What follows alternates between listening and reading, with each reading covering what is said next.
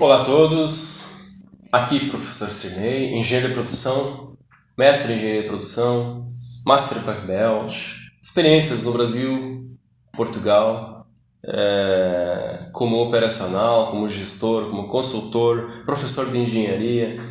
E aqui nós estamos na engenharia de processos desenvolvendo um novo produto para a montadora Porsche. E hoje nós vamos estar falando sobre engenharia de processos. Um tema que o livro do Taishi aborda também, que é muito ligado à engenharia de processos. Acompanhe que a gente vai trazer muito mais sobre esse tema. Bom, Taishi no livro dele traz a seguinte colocação: meu princípio da fábrica em primeiro lugar. Quem tem experiência em engenharia de processos sabe o que ele está dizendo, né? E aproveitando esse ponto, eu estou elaborando um curso sobre engenharia de processo, com base nas minhas experiências de engenharia de processo, que já são mais de 15 anos em engenharia de processo. Estou elaborando um curso falando e vou estar transmitindo todo o meu conhecimento, todas as minhas experiências na engenharia de processo para você que tiver interesse. Mas assim que eu tiver o curso concluído, gravado, editado, bonitinho lá, eu vou estar avisando pelas minhas redes sociais e fazendo a divulgação do mesmo, né? Por enquanto ainda está em fase de elaboração. Mas enfim, voltando aqui, o que ele especifica sobre esse ponto, meu princípio de fábrica em primeiro lugar? Olha só, a fábrica é a principal fonte de informação da manufatura. É isso que nós precisamos viver, o chão de fábrica, o Gemba. Ponto, entre aspas, aqui uma observação, Gemba não é só fábrica, né? Gemba é onde as coisas acontecem. As coisas podem acontecer na fábrica, podem acontecer no escritório, pode acontecer na rua, esse é o Gemba, tá? Mas olha só a informação que ele diz aqui, ó. A fábrica é a principal fonte de informação da manufatura. É óbvio, né? Isso é óbvio. Na minha vivência como engenheiro de processo, eu vivo muito mais fábrica do que o escritório. Por que isso? A gente faz o acompanhamento dos processos. O que é acompanhar processo? É testar, fazer ensaios, é acompanhar o desempenho do operador. Aí você tem um processo que trabalha em 3 turnos, por exemplo, você precisa acompanhar turno 1, turno 2, turno 3. Por quê? Como eu falei nos vídeos anteriores, as pessoas têm as suas características, seus comportamentos, e isso faz com que muitas vezes elas tomem decisões e acabem querendo melhorar o processo e pioram o processo. Elas têm muitas vezes vontade própria, que não pode, né? O processo tem que acontecer dentro de um padrão que a engenharia definiu. E por isso que a automação vem somar e limitar muitas vezes as alterações ou as mudanças inesperadas que as pessoas por si só acabam fazendo, que é errado. Então assim, quando nós temos a fábrica como referência, nós temos resultados efetivos daquilo que o processo está promovendo, né? E isso é extremamente importante para que a gente tenha o cuidado e traga essa fonte de informações para o mundo real, né? Porque quando a gente falou lá no comecinho na maratona de vídeos que o nosso foco tem que ser a solução dos problemas, é isso, né? É o estar acompanhando no chão de fábrica, entendendo como as coisas acontecem lá na fábrica. Eu preciso fazer uma correlação daquilo que é a informação que vem da fábrica, seja por ordens de produção, resultados da produtividade, eficiência e tal, resultados da produção. Eu tenho que correlacionar isso com aquilo que foi definido no processo e também verificar os porquês das coisas acontecerem, né? E falando em porquês, dentro do sistema Toyota de produção, surge, além do Kanban, do Just-in-Time, da automação, surge os 5 porquês, né?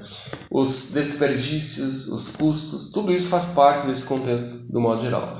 Então, vamos pensar agora, engenheiro de processo. Você vai para a fábrica e observa o que está acontecendo lá.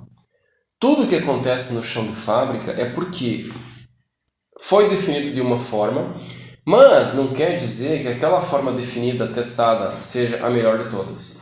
Então, a constância da engenharia de processo, estar acompanhando os resultados que a fábrica gera, é básico, é fundamental. E aí, quando eu falo isso, alguém deve ter pensado assim: ah, mas tem relação com a melhoria contínua. Exato. O que é melhoria contínua? É contínua, não acaba nunca. nós vamos ter necessidade de melhorar continuamente sem previsão de terminar. Por que isso? Porque todos os processos sofrem alterações, o produto pode sofrer algum tipo de alteração, é introduzida alguma automação mais avançada na linha de produção, as pessoas saem da empresa, as pessoas são desligadas da empresa, novas pessoas entram na empresa. Então, quer dizer assim, não pense que esse ambiente de fábrica, aqui fala fábrica, né, mas ele pode ser uma empresa de serviços. A gente nunca na condição de gestor, de engenheiro de métodos e processos, ou alguém que esteja relacionado com a melhoria contínua, não pode parar nunca. Não pode ter essa ideia de que agora eu vou descansar, não vou fazer mais nada, o processo está redondinho. Não, ele nunca vai estar. Ele nunca vai estar. Eu tive uma experiência numa empresa onde a gente desenvolveu um novo cliente e esse cliente disse assim, desde o primeiro dia, eu não negocio reajuste de preço com vocês. Se vocês querem ganhar dinheiro, vocês vão ganhar dinheiro otimizando o processo produtivo da empresa de vocês. Eu não negocio o preço. Isso foi uma informação que a gente recebeu de uma forma um pouco assustadora na época. Mas depois a gente vai amadurecendo, vai pensando, faz todo sentido. Claro que talvez um pouco radical no sentido de dizer assim, ou é você reduzir custo ou não ganha dinheiro.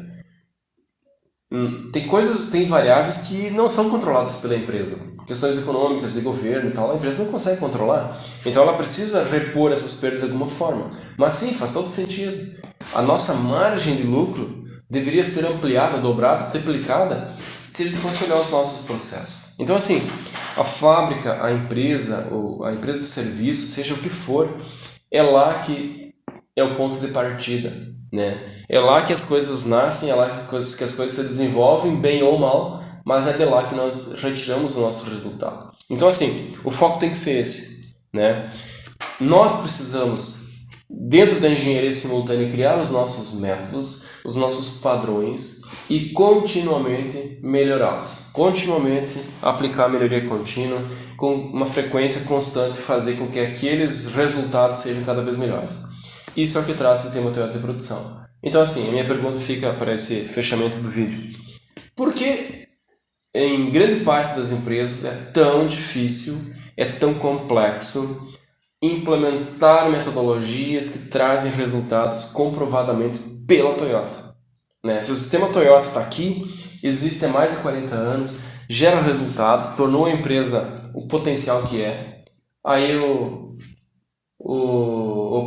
empresário da esquina lá acha que não, isso aí não serve, isso é muito documento, isso é muita informação, eu não quero isso para mim.